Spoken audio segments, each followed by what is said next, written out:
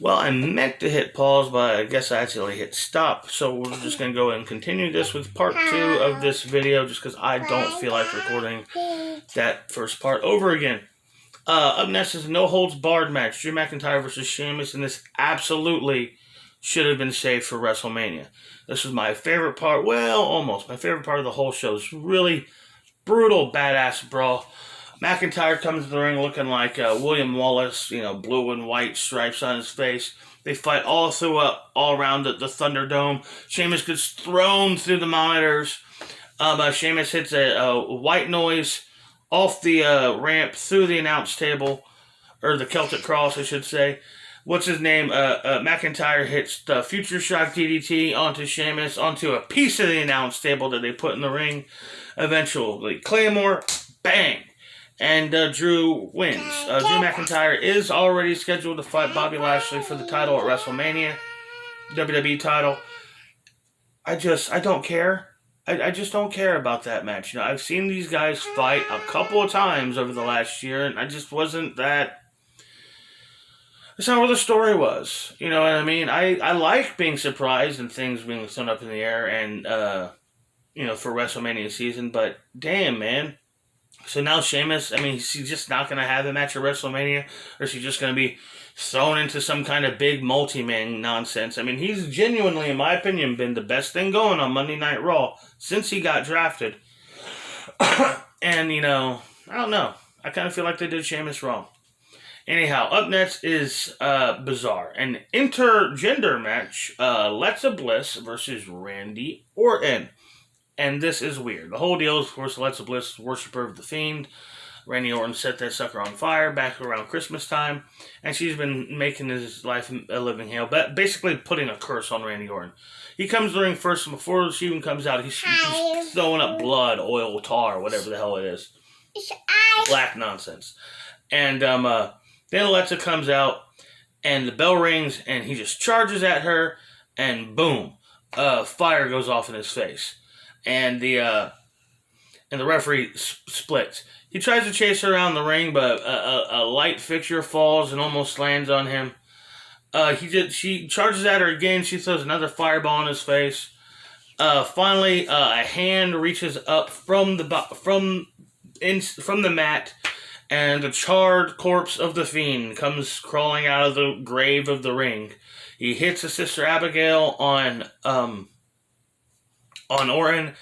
Alexa pins him in a very naughty way, and she wins. It was weird, certainly memorable. I'll give him that.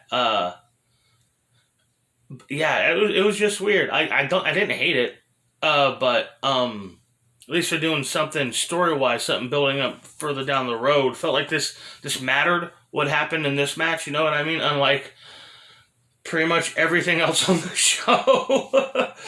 And we get to the main event, which is legitimately the best thing on the show.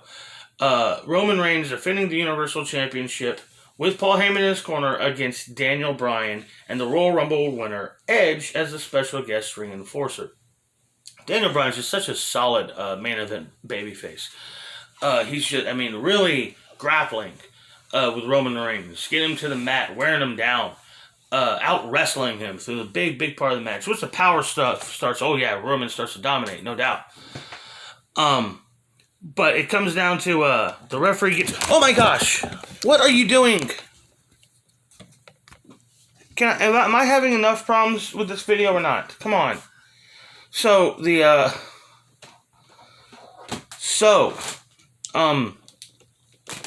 something happens. I think the referee gets hit with the flying knee. And gets knocked out of the ring, lands right next to Edge. Now Edge is the legal man. Now Edge is, referee. He's enforcer. He comes in, counts a couple of near falls. A steel chair gets brought into. Jey Uso interferes, and then he brings his steel chair in. He super kicks Edge. Bryan gets hold of the steel chair, goes to charge at Roman with it, but accidentally hits Edge. Roman and Daniel Bryan fight some more. Daniel Bryan got Roman in the lapel lock for like the fourth time in the match, and Roman Reigns is tapping out. But there's no referee, and Edge starts wailing away on Daniel Bryan with the steel chair, pulling his hair out like he's gone crazy. Hits Roman once, but he beats the shit out of Daniel Bryan, and he just leaves. Roman Reigns gets an arm over on Bryan. The third referee runs out, count to 3, and Roman Reigns retains the title. Edge turns heel.